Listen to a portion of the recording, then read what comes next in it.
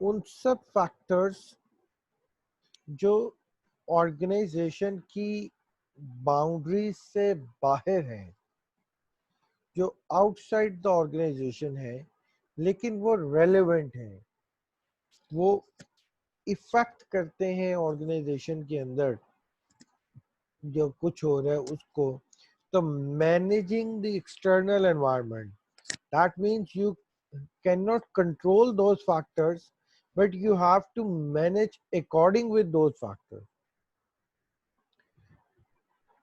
External means outside the organization. That's why we call that external factors.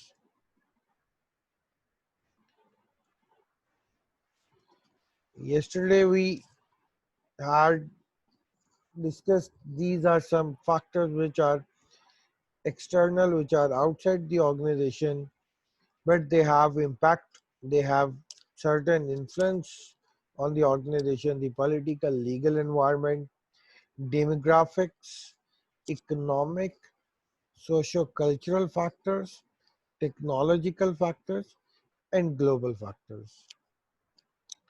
So these were some factors which are outside the organization, but they affect the managers, they affect the people working in the organization.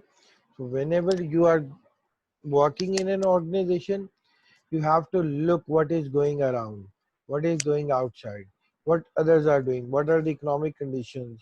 बार बार आप जो सा है वो news channels के अंदर देखते हैं कि बजट आ रहा है गवर्नमेंट का, तो उस बजट में the most interested parties are the business persons.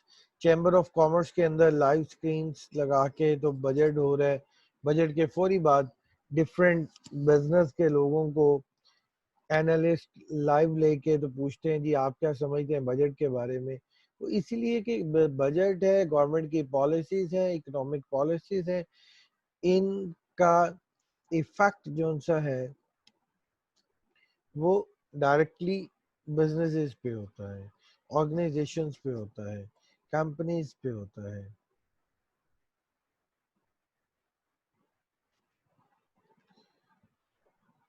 ये जो सा है दैट्स वाई उसके रेलेवेंट है, उसको इफेक्ट करते हैं.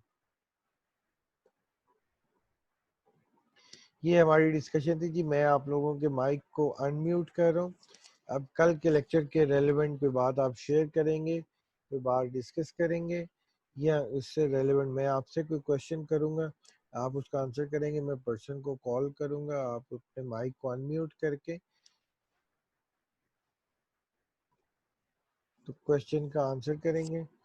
सो you can now unmute your mic and you can ask, you can share anything.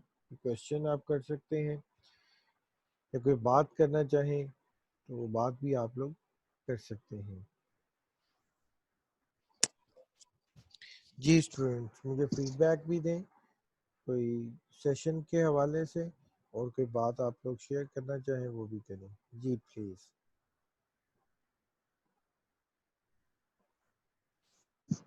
जी आपकी आवाज बहुत हल्की आ रही है. आवाज़ हल्की आ रही है. अच्छा जी, इसको मैं देख लेता हूँ. बाकी स्टूडेंट्स भी बताएं कि वॉइस में जी कोई प्रॉब्लम है, आवाज़ हल्की है या ब्रेक हो रही है, तो वो थोड़ा इंटरनेट का नेटवर्क का प्रॉब्लम होगा. हल्की है तो मैं थोड़ा और जो सा है वो वॉइस को रेज कर लेता हूँ, ऊंचा बोल लेता हूँ. बाकी लोगों के साथ भी ये आवाज़ की प्रॉब्लम है तो बता दें. थैंक यू सर जी. ठीक है जी. जी स्टूडेंट्स, किसी का जी कोई क्वेश्चन हो, कोई पॉइंट हो.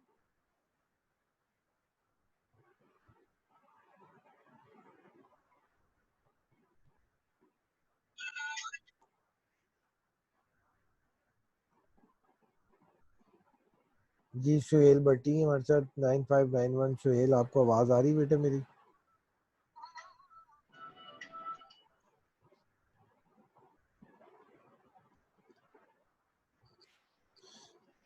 जी सुहेल, आवाज़ आ रही है जी?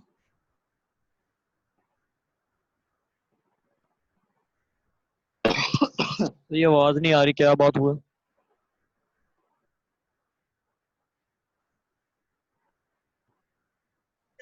भाई अपना माइक ऑन करें, वो एक ऑप्शन आता है ना, वो ऑन करें आप भाई अपना। अच्छा जी ठीक है। और हमारे साथ जी थैंक्स हमजा भाई।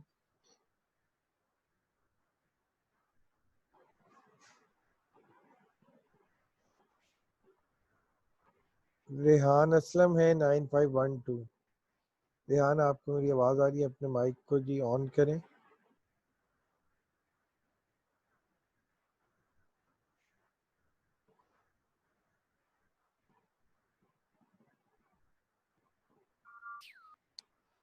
रेहान, आपको मेरी आवाज़ आ रही है तो बेटा अपने माइक को ऑन करें।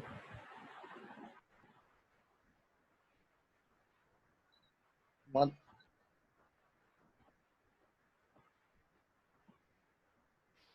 अच्छा जी, मोहसिन रजा है 19018।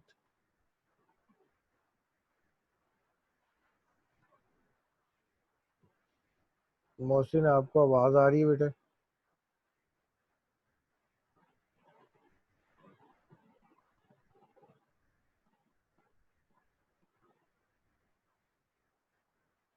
इत्तिशाम तारिक 9516।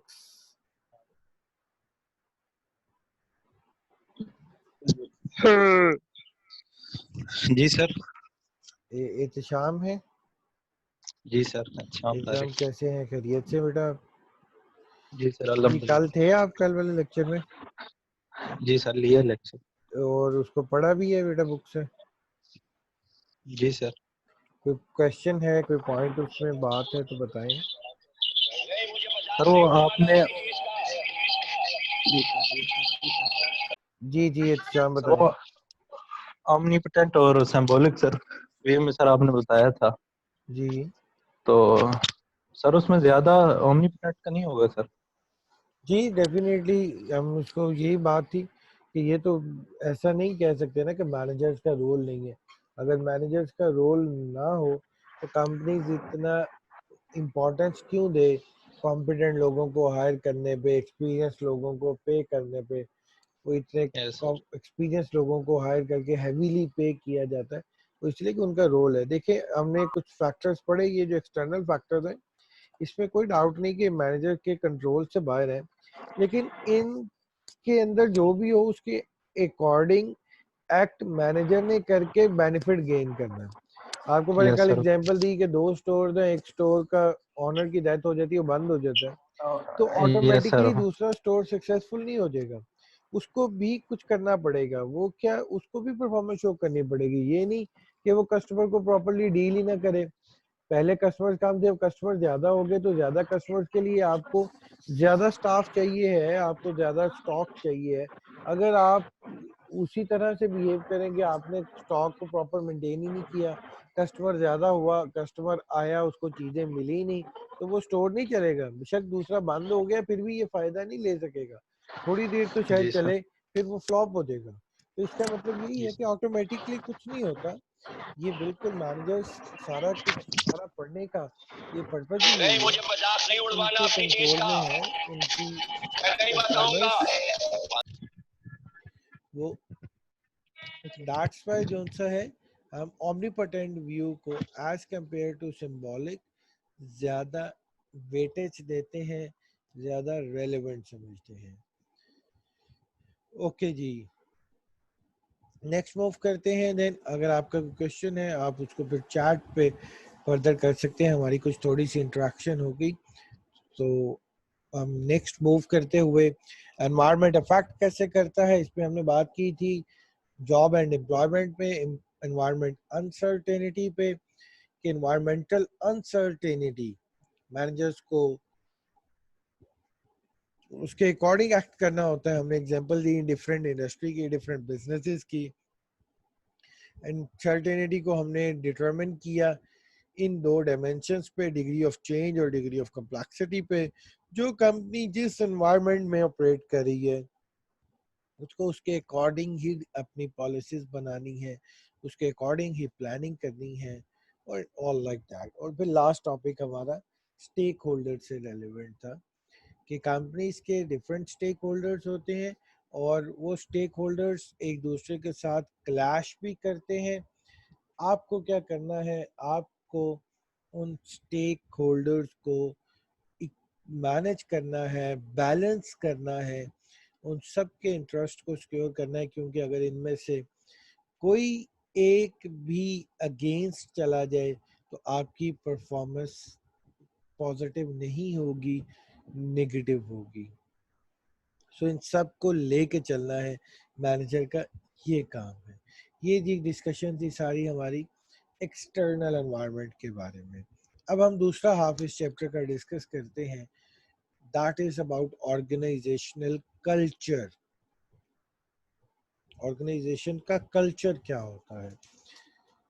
एक बड़ी कॉमन सी टर्म है, हम कल्चर अपने डेली लैंग्वेज में भी डिस्कस करते हैं, बात करते हैं पाकिस्तान का कल्चर ऐसा है, ये हमारा कल्चर नहीं है, पंजाब का कल्चर, सिंध का कल्चर ये है, देहातों का कल्चर ऐसा है। कल्चर है, अगर हम सिंपल वर्ड्स में बात करें तो आसानी से या उसको यकीन से कि हम बड़े ही सिंपल वर्ड्स में कह सकते हैं, रहन सहन को हम कल्चर बोलते हैं। एक ऑर्गेनाइजेशन के अंदर भी एक अपना यू कैन से एनवायरनमेंट होता है, अंदर का इंटरनल एस्पेक्ट से बात करें, अंदर उसका अपना माहौल होता है, और उसके माहौल की यू कैन से मीनिंग्स ये है कि उस ऑर्गेनाइजेशन में काम करने के जो तरीके हैं वो उसके स्पेसिफिक होते हैं। ऑर्गेनाइजेशन के जो डिफरेंट लोग हैं जो वहाँ पे काम कर रहे हैं, उनकी ड्रेसिंग से लेके, उनके बात करने से लेके, और दूसरे जो सा है जो कुछ भी उस ऑर्गेनाइजेशन में किया जाता है, काम कैसे होता है, इंट्रैक्शन कैसे होती है, इन सारी चीज़ों को हम ऑर्गेनाइजेशन का कल्चर बोलते हैं कि इस ऑर्गेनाइजेशन का कल्चर है। जैसे हमारे घर का, हर घर का एक अपना जो सा है वो कल्चर है, इसी तरह से हर ऑर्गेनाइजेशन का अपना कल्चर है, और वो कल्चर दूसरी ऑर्गेनाइजेशन से वेरी करता है। जैसे हर घर का एक अपना माहौल है, इसी तरह हर ऑर्गेनाइजेशन का अपना माहौल है, और उस ऑर्गेनाइजेशन के माहौल को हम उस ऑर्गेनाइजेशन का कल्चर बोलते हैं। कल्चर है इनसाइड द ऑर्गेनाइजेशन, जो एक्सटर्नल एनवायरनमेंट था वो आउटसाइड द ऑर्गेनाइजेशन था।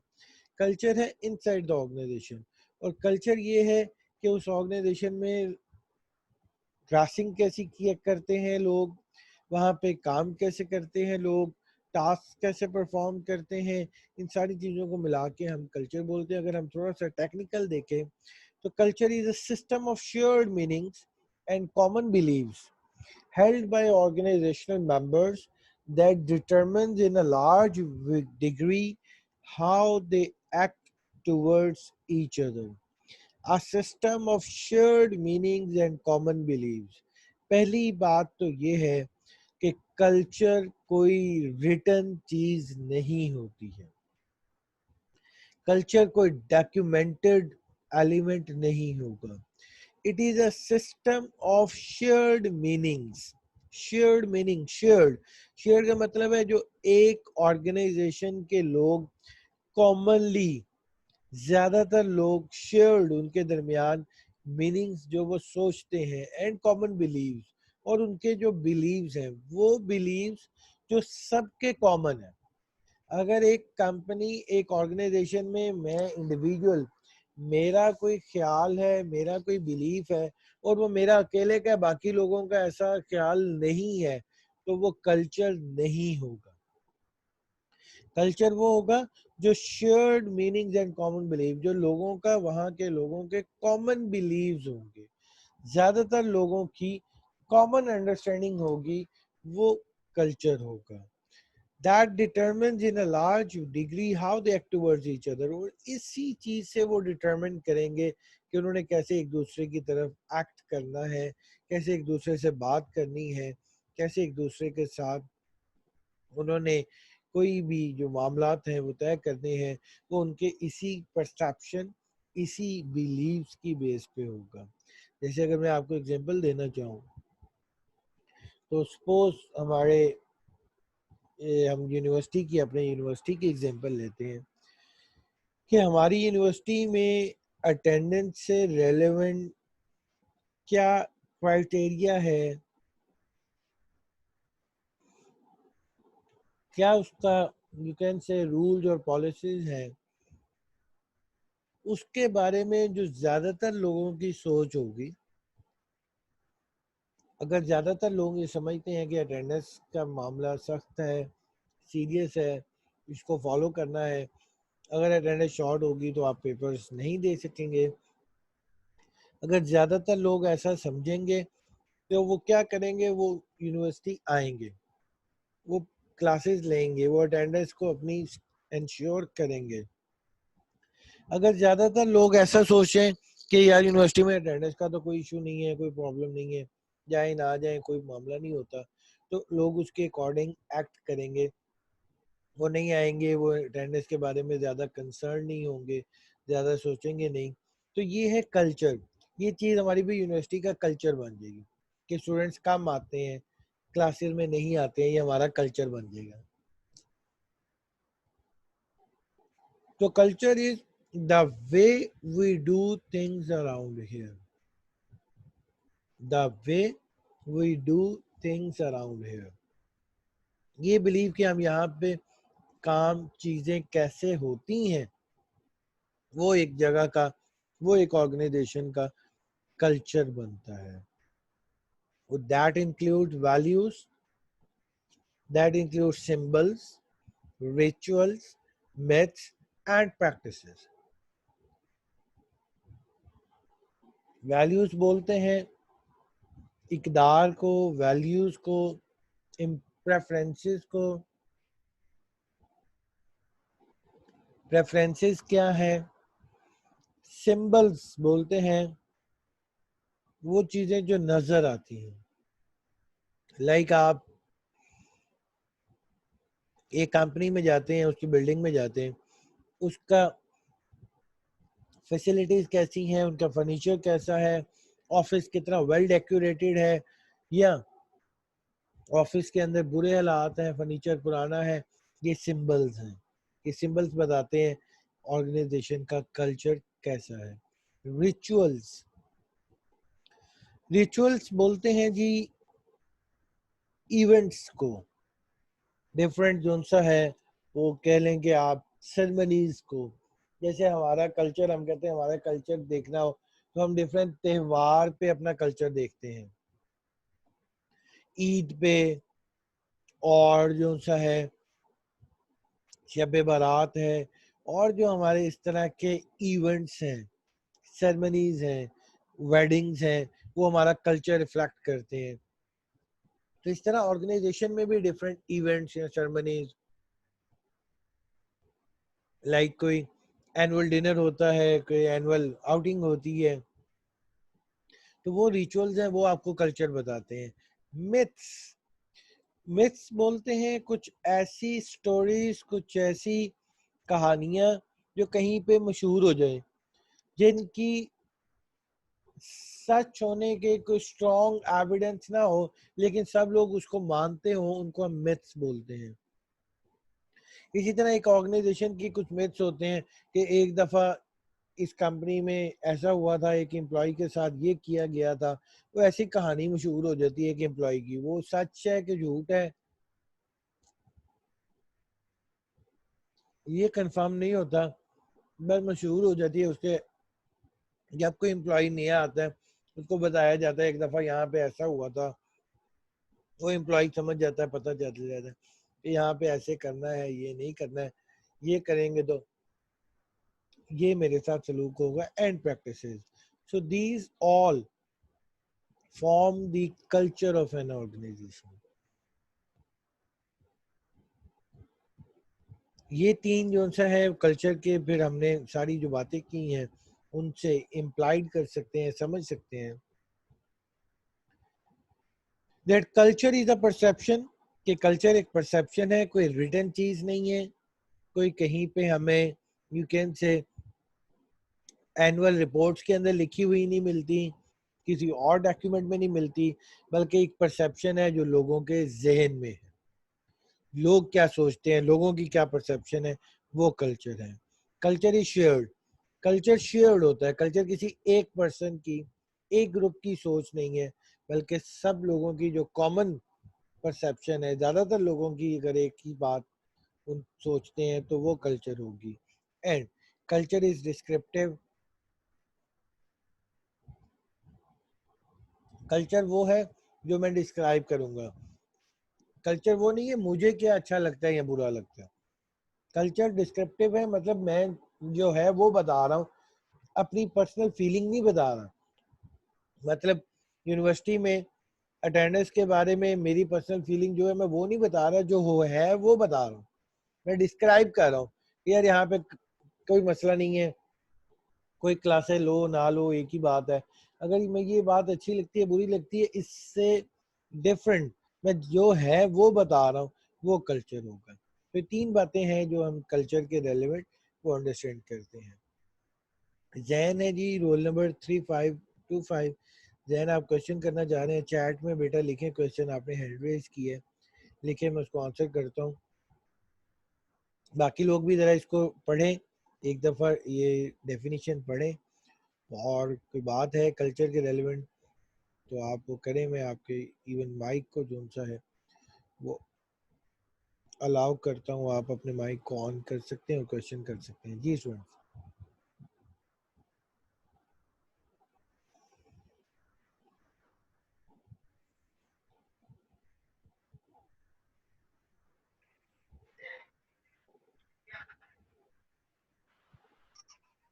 सर ये ऑर्गेनाइजेशन में जो कल्चर है, जो लोग हैं वो एक दूसरे के साथ किस तरह कल्चर ये है सर, किसी भी ऑर्गेनाइजेशन में जो मेंबर्स हैं वो आपस में कैसे डील करते हैं, जी ये बिल्कुल, आपस में वो बात कैसे करते हैं, वो ड्रेसिंग कैसे करते हैं, वो एक दूसरे के साथ यू कैन से कितने कोऑपरेटिव हैं या कंपैटिटिव है, एक दूसरे के साथ साथ देते हैं, हेल्प करते हैं या टांगे खींचते हैं, ये एक ऑर्गेनाइजेशन का कल्चर है। आपने सुना होगा यार कंपनी के अंदर, यार इस कंपनी का कल्चर जो सा यार वो नहीं अच्छा था, लोग एक दूसरे के अगेंस्ट थे, टांगे खींचते हैं, एक दूसरे के वो हर्डल्स क्रिएट करते हैं, ये कल्चर ही होता है। बिल्कुल ये कल्चर है।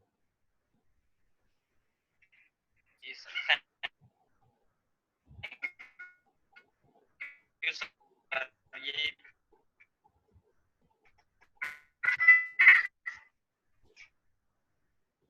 जी और कोई स्टूडेंट जी?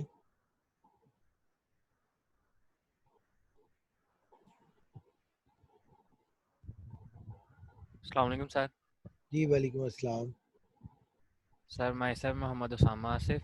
जी सर उसामा। मेरा क्वेश्चन है कि कल्चर जो है किसी भी ऑर्गेनाइजेशन का वो डायनेमिक होता है या फिर स्टैटिक होता है?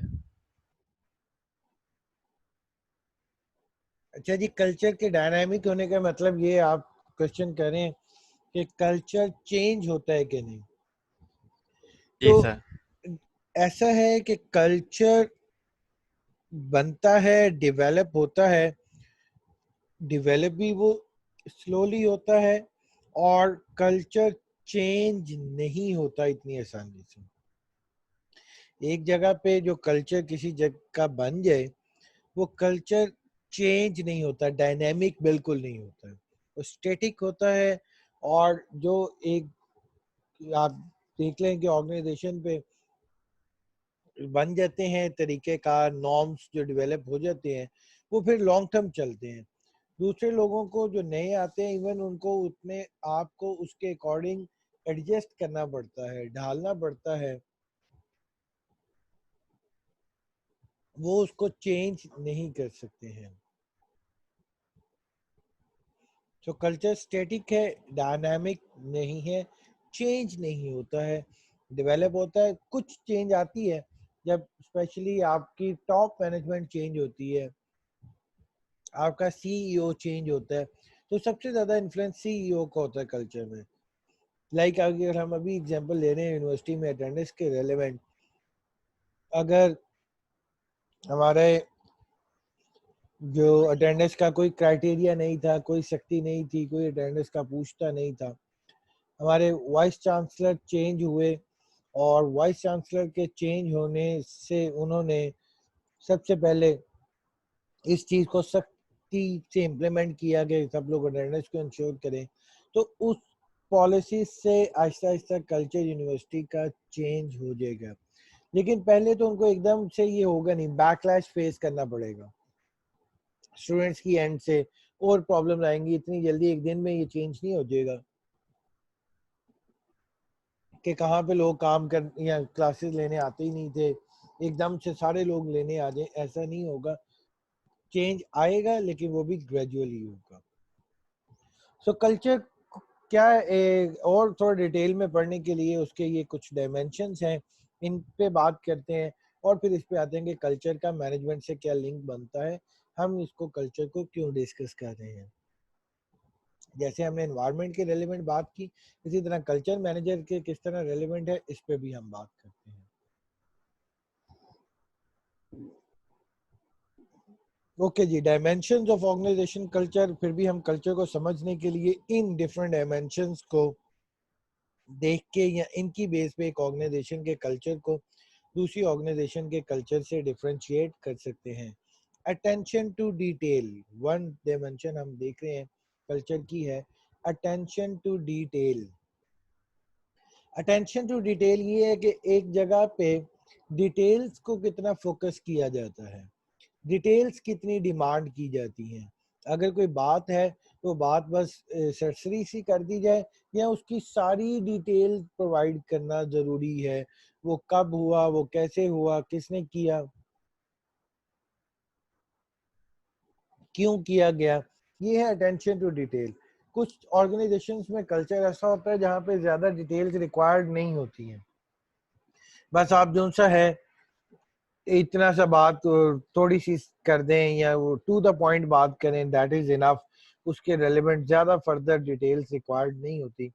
कुछ ऑर्गेनाइजेशन में ऐसा होता है कि नहीं, आपको डिटेल्स साथ में प्रोवाइड करनी है, सिर्फ ये नहीं बता देना इतने यूनिट्स बने हैं, बल्कि सारी डिटेल देनी है कि किस पर्सन ने कितने बनाए हैं, किस टाइम पे बने हैं, क्यों कम बने हैं, क्यों ज्यादा बने हैं। तो ये अटेंशन टू डिटेल का मतलब है कि उस ऑर्गेनाइजेशन के अंदर डिटेल्स कितनी रिक्वायर्ड होती हैं, क्या टू द पॉइंट इनफ होती है या साथ में अदर जो रेलेवेंट मटेरियल है वो भी प्रोवाइड करना जरूरी है। देन सेकंड डायमेंशन है आउटकम ओरिएंटेशन। आउटकम ओरिएंटेशन ये है कि वो ऑर्गेनाइजेशन रिजल्ट्स को फोकस करती है, उसको किस चीज से कंसर्न है, उसको गर्ज क्या है, रिजल्ट्स के रेलेवेंट है कि बस मुझे रिजल्ट चाहिए, आउटकम चाहिए, उसका तरीका कार क्या है, उसकी मेथडोलॉजी क्या है, वो किस तरह से किया जा रहा है, इस चीज पे फोकस नहीं है। फोकस ये है कि काम होना चाहिए। आपने सेल करनी है, आपको टारगेट दिया है मंथली 1000 यूनिट्स का, मुझे सिर्फ इस चीज से कंसर्न है कि आपने 1000 यूनिट्स बेचने हैं। वो कैसे बेचने हैं, वो किस टाइम बेचने हैं, वो आपने सुबह 9 बजे ऑफिस आना जरूरी है या नहीं। अगर एक ऑर्गेनाइजेशन का कल्चर ऐसा है जहाँ पे वो सिर्फ रिजल्ट्स को फोकस करते हैं कि आपने बस यूनिट्स बेचने हैं, वो कैसे बेचेंगे, वो 9 बजे आए या ना आए, दिन टाइम बेचें, रात टाइम बेचें, वो हम बोलते हैं ऑर्गेनाइजेशन आउटकम ओरिएंटेड है। और एक ऐसी ऑर्गेनाइजेशन जो सिर्फ आउटकम तो नहीं, आउटकम के साथ साथ मेथडोलॉजी को भी फोकस करती है कि नहीं, ये काम करना है और इसी तरीके से करना है, ऐसे ही करना है, इस एस्पेक्ट से करना है, वो जो सा है आपकी ऑर्गेनाइजेशन में आउटकम ओरिएंटेशन कम होगी। उसका फोकस मीन्स ओरिएंटेशन है, प्रोसीजर है, मेथडोलॉजी है।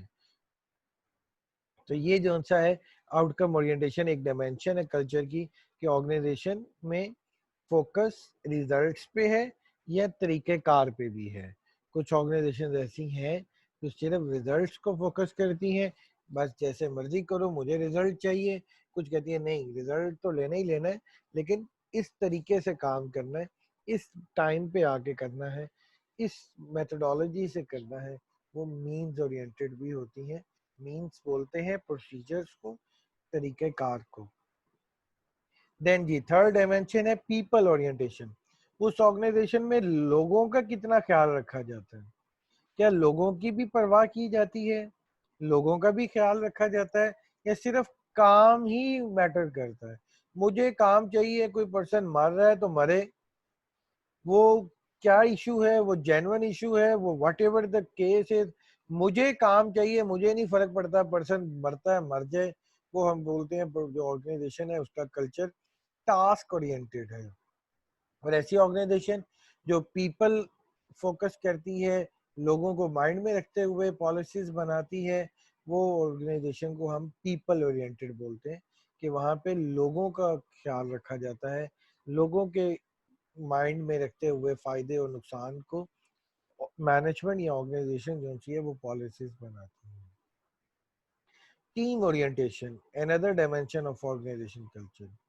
टीम ओरिएंटेशन, उस ऑर्गेनाइजेशन में जो काम है वो टीम्स में किया जाता है या इंडिविजुअली किया जाता है। टीम में करने का मतलब है कि काम एक पर्सन को नहीं, ग्रुप को दिया जाएगा, टीम को दिया जाएगा। 3 लोगों को दिया गया एक ही काम, मतलब एक ही टास्क उनको दिया गया और तीनों ने मिलके करना है, वो टीम ओरिएंटेड है ऑर्गेनाइजेशन। और एक ऑर्गेनाइजेशन जहाँ पे अपना अपना काम है, इंडिविजुअल ओरिएंटेड है, अपना अपना काम करे, मुझे अपना काम मिला है, दूसरे को अपना मिलेगा और मैं बस अपने काम के लिए जवाबदेह हूँ, मैंने किसी और के काम की जिम्मेदारी नहीं लेनी है। ये जो सा है वो ऑर्गेनाइजेशन इंडिविजुअल ओरिएंटेड है। अग्रेसिवनेस, अग्रेसिवनेस है कंपटीशन से, कि उस ऑर्गेनाइजेशन में लोग कितने अग्रेसिव हैं, कितने कंपैटिटिव हैं, वो कोऑपरेटिव है या कंपैटिटिव है, वो एक दूसरे के साथ कोऑपरेट करते हैं या एक दूसरे के साथ हर कोई मुकाबले में है। अगर मुकाबले में है तो वो कंपैटिटिव कल्चर है, अगर एक दूसरे के साथ कोऑपरेट करते हैं तो वो कोऑपरेटिव कल्चर है। स्टेबिलिटी, स्टेबिलिटी है कि वो ऑर्गेनाइजेशन में चेंजेस के रेलेवेंट, वो एक ही जो प्रोसीजर जो तरीक़ेकार है उन्हीं को फॉलो करते हैं। स्टेबिलिटी है, स्टेटस को है, चीज़ों को चेंज नहीं किया जाता, जो चल रहा है जैसे उसको चलने दिया जाए।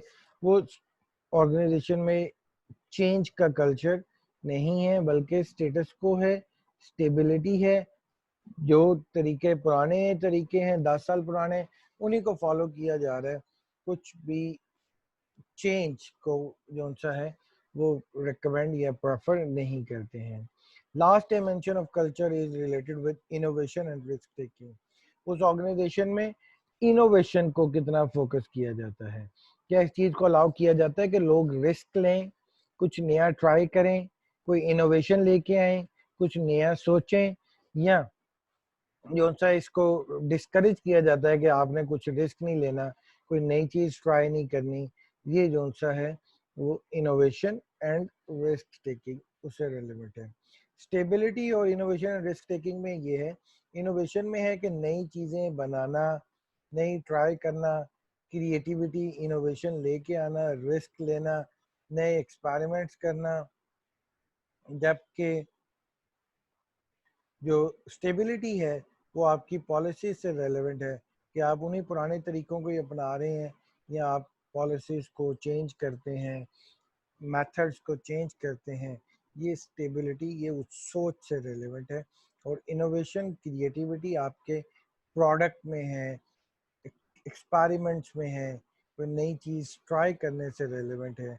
तो आप किसी एक ऑर्गेनाइजेशन के कल्चर को समझना चाहें तो आप इन 7 डायमेंशन से एक ऑर्गेनाइजेशन के कल्चर को दूसरी ऑर्गेनाइजेशन के कल्चर से कंपेयर कर सकते हैं। इनको पढ़ लें।